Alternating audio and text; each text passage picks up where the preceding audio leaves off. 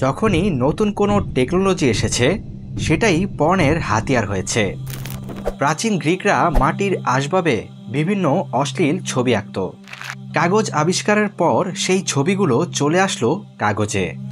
1948 সালে doctor Alfred Kinsey বিকৃত যৌনাচার নিয়ে খুব জনপ্রিয় একটি বই লিখেছিল। 1953 সালে বের হয়েছিল হিউ হ্যাফনারের বিশেষ অশ্লীল ম্যাগাজিন। একটা সময় মানুষ থিয়েটারে গিয়ে পর্ন দেখত। 1980 সালে ভিসিআর আসার পর ঘরে বসেই পর্ন দেখা শুরু হলো। এরপর এলো ইন্টারনেট, পাল্টে দিল ইতিহাসের গতিপথ। ইন্টারনেটে প্রথম পর্ন আসা শুরু করে 1990 সাল থেকে। শুরু হলো অনলাইন পর্ন ইন্ডাস্ট্রির প্রসার। দ্রুতই ইন্টারনেটে থাকা তথ্যের 30%ই দখল করে নিল পর্ন।